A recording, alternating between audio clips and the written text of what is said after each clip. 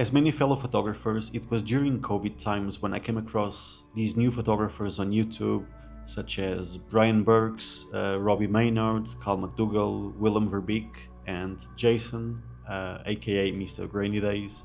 And up until the point of picking up film photography, I shot pretty much everything from landscape photography to street photography in the streets of Lisbon here in Portugal, which is my hometown.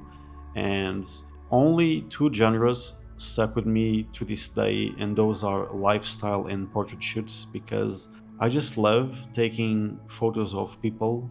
I just love human subjects, and working with brands allow you to just bring their ideas to life, and you get to work within like a talented and creative team, because there's often people from the brands who are working on the vision and they already have like a mood board of the look or the feeling that they're trying to achieve. And you also have makeup artists and wardrobe stylists. So yeah, those two genres are definitely my favorite ones to shoot up until today.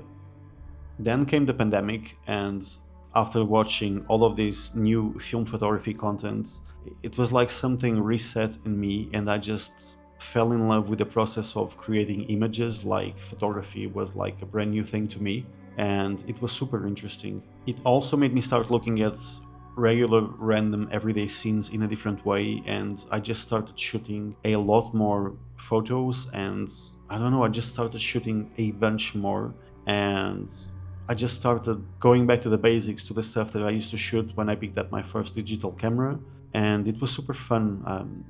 I shot everything from the classic gas station photos, the old cars, the neon signs at night, so there you can see like Elation on Portra 800 and Cinecil 800T in all of its glory, and that was an amazing period actually.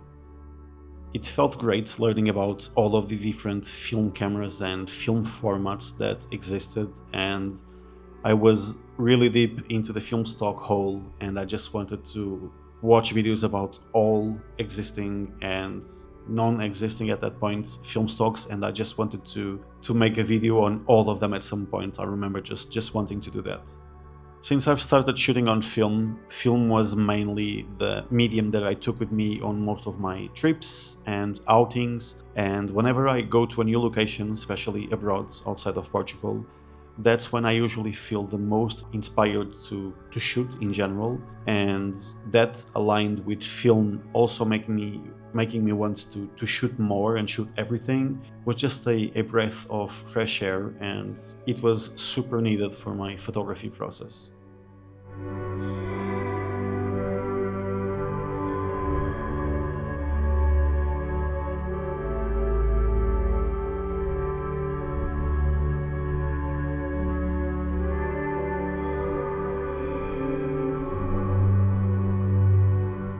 I think the title of this video is going to be something like my love-hate relationship with film photography. It sounds corny, but I just wanted to say that I don't actually have any hate towards film photography. It just sucks that I'm not able to shoot it as often as I used to a few years ago, because I understand that manufacturers need to keep up the few machines that exist to produce film.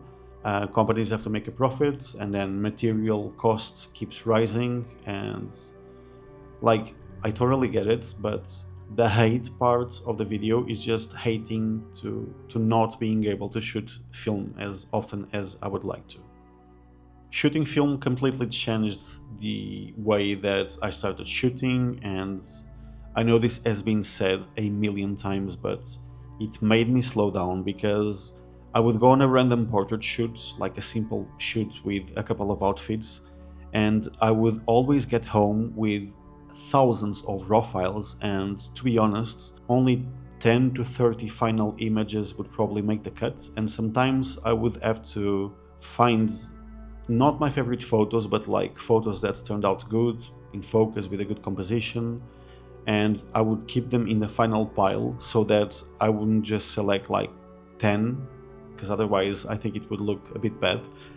But yeah, shooting film just started making me focus more on the final result, because I had that digital mindset of we'll fix it in post or we'll edit it in post. And I just started focusing on achieving a specific look and a specific feeling from the get-go, and it just makes me focus a lot more on my shoots and on the process of creating my photos and my relationship with the model, my communication with the model and with the team that's involved, if there is one.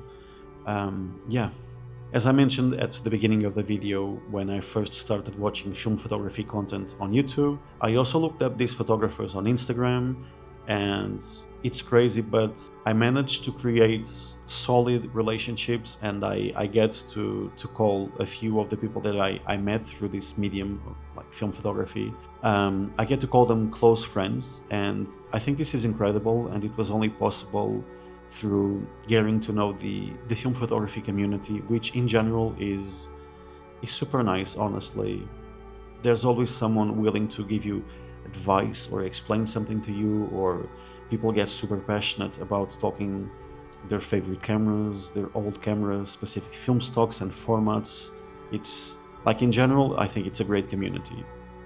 We're getting to the end of the video, and I just wanted to say that uploads have been a bit scarce. I totally understand that. Please bear with me and stick around, because I still intend to be super consistent with YouTube. I want to take it up a notch, like a big notch, and I'll talk about this in a future video. But these last few months have been challenging, but I feel like they've also been really important turning points in my life. I've been focusing a lot more on my mental and physical health. I don't know if you can tell, but I've already shed a substantial amount of weight off of me, and I've been feeling healthier. I'm starting to feel a lot more inspired. I'm gonna marry the love of my life in a few weeks, which is crazy. So we're planning our wedding, and everything's happening so fast, and I'm super nervous about it, but I also can't wait for the day.